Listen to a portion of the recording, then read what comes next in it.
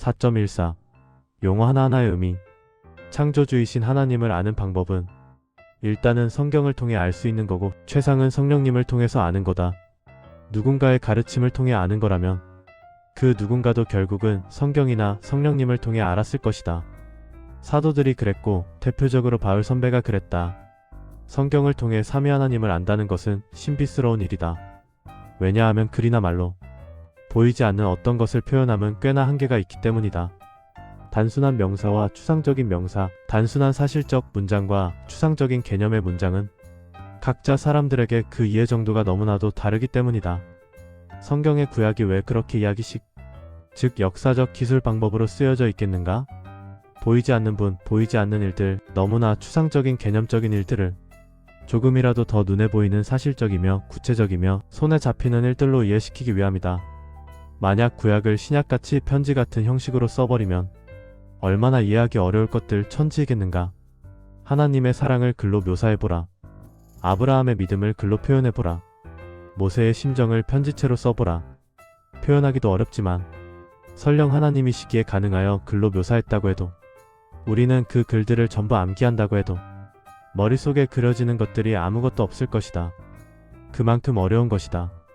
하나님의 구속의 역사를 글로 이해한다는 것은 아마도 우리가 지금 정도의 이해를 한다는 것만으로도 우리는 하나님을 찬송해야 할 것이다. 누가 있기에 이런 성경 같은 내용의 글을 써서 그 심오한 창조주의 뜻을 우리에게 이해할 수 있도록 하겠는가? 구약은 이야기체이기 때문에 단순한 사실 단어들이 거의 대부분이다. 모르는 단어들이라 하면 우리가 보지 못한 물체들일 것이다. 설령 추상적인 말들이라 해도 앞뒤의 이야기 흐름을 통해 유추해낼 수 있다. 그러나 신약에 들어서는 순간 우리는 그 단어들의 질적인 문제에 고민을 하지 않을 수 없게 된다. 많은 단어들이 구약의 내용들을 함축하고 있으며 하나님의 심오한 깊은 뜻들을 내재하고 있다. 믿음, 구원, 천국, 약속, 영생, 구속 등등 어찌 다 헤아릴 수가 있겠는가. 따라서 신약을 이해하려면 구약의 역사를 깨고 있어야 한다. 그리고 신약의 성경적인 단어들에 대해 그 정의를 한 번씩은 짚어봐야 한다. 이런 말을 들으면 성경 읽고 싶은 마음이 뚝 떨어질지도 모른다. 그러나 다행이다. 우리 일반 성도들이 꼭 이런 거 알아야 구원받는 건 아니니깐. 저 어려운 말들 몰라도 된다. 왜? 우리는 성령님이 계시니까. 저 따위 용어 같은 거 몰라도 우리는 성령님의 인도함을 받아 믿음 생활하는 것만으로 충분하니까.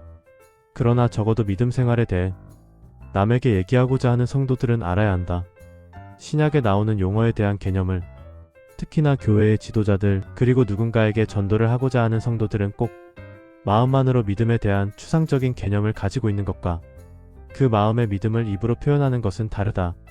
일자무식한 사람도 믿음에 의한 구원은 안다. 그리고 성령님에 대해서도 안다. 그래서 영생을 얻을 수 있다. 왜냐하면 이것이 구원의 신비요 성경의 신비이니까.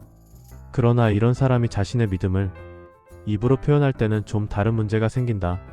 그 추상적인 개념을 제대로 표현할 수가 없다는 것이다. 용어를 잘못 사용하면 완전히 이단이나 사이비가 되어버릴 수도 있다. 그래서 어려운 것이다. 신학이란 나 같은 경우에는 성령의 감화로 성경에 대해 깨달은 것이 대부분이라 작년까지만 해도 알긴 알아도 그 표현이 제대로 되지가 못했다. 그저 귀동냥으로 들은 단어들을 써먹는 것이었다. 물론 지금도 마찬가지다. 겨우겨우 한 단어 한 단어 조금씩 묵상을 통해 성경의 확인을 통해 알아가는 것뿐이다. 그래서 내가 지금 용어를 하나하나씩 정리해 나가는 것이 말씀에 대한 훈련이라 생각하는 이유이며 하나님의 일을 하기 위한 준비 단계라 생각한다. 순간적으로 번뜩하며 묵상할 단어가 떠오를 때는 그 내용이 간단한 듯 하다가 막상 떠오른 내용을 글로 써내려가면 참으로 심오한 뜻들이 돌출한다. 당연한 것이리라. 수천 년의 역사를 내포하고 있는 단어들이니까.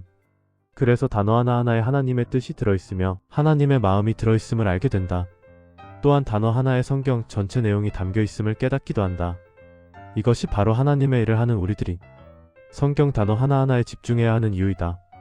PS 이 글은 구원에 대한 글을 쓰며 잠깐 생각한 것이다. 도대체 묵상 제목의 숫자가 줄어들지를 않는다. 꼬리를 물고 PS 언젠가 목사 설교에 대해 피평해놓은 책에 대한 광고 글을 본 적이 있다. 그 저자의 내용 일부분이다. 영목사는 그 설교 용어에 있어서 비교적 정확하게 사용한다. 그때 이 글을 읽고 잠깐 든 생각이었다. 그래, 종교 용어는 꽤나 까다로울 거야. 습관적으로 쓰는 잘못된 용어들도 많을 거고, 일반 전문가 집단에서도 서로 잘못된 용어인 줄 알면서도 굳어버려 어쩔 수 없이 쓰는 말들도 많은데